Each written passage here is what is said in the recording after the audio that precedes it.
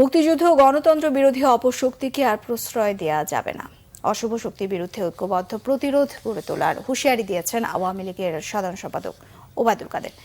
মান অভিমান ভুলে সবাইকে একসাথে লড়ার আহ্বান জানান তিনি। ভবিষ্যতে মূল্যায়নের আশ্বাসও দেন। তাইমুর রশিদের রিপোর্ট। 23 বঙ্গবন্ধু অ্যাভিনিউতে দলের সাবেক ছাত্র নেতাদের সঙ্গে মতবিনিময় করেন আওয়ামী লীগের সাধারণ সম্পাদক ওবায়দুল কাদের। স্মরণ করিয়ে দেন ভাষা আন্দোলন, শিক্ষা আন্দোলন থেকে শুরু করে জাতির সব ক্রান্তিতে অগ্রণী ভূমিকা রেখেছে ছাত্রলীগ। আবারও অভিযোগ করেন জিয়াউর রহমান বঙ্গবন্ধু হত্যার মাস্টারমাইন্ড। সেই উত্তরসূরিরাই এখন দেশবিরোধী রাজনীতি করছে বলে মন্তব্য তার। জিয়াউর রহমান সেরকম একজন ভণ্ড মুখোশধারী মুক্তিযোদ্ধা।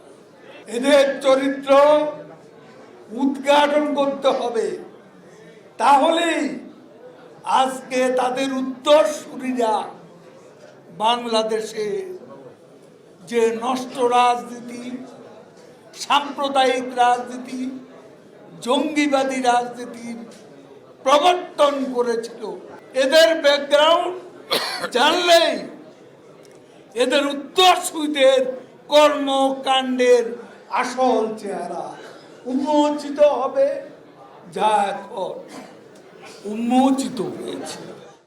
ওবায়দুল কাদের বলেন, আগুন সন্ত্রাসীরা আবারও দেশের সব অর্জনকে ধ্বংসের চেষ্টা করছে।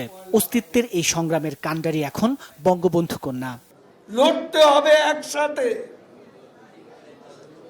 মান অভিমান সব ভুলে যেতে হবে। আজ ওই পশু শক্তি যদি আরো প্রশ্রয় পায়, তাহলে আমাদের সবাইকে ঐক্যবদ্ধ হয়ে লড়াই করতে হবে। অশুভ শক্তি স্বাধীনতা বিরোধী, মুক্তিযুদ্ধ বিরোধী, গণতন্ত্র বিরোধী এই অপশক্তিকে যে কোনো মূল্যে আমাদের প্রতিরোধ করতে হবে। মতবিনিময় সভায় সাবেক ছাত্র নেতাদের তোপের মুখে পড়েন ক্ষমতাসীন দলের কেন্দ্রীয় নেতারা। তৈরি হয় বিশৃঙ্খল পরিস্থিতি। সংকটে যারা ঝুঁকি নেবে তাদের ব্যাপারে অবশ্যই আমাদের মূল্যায়ন থাকবে।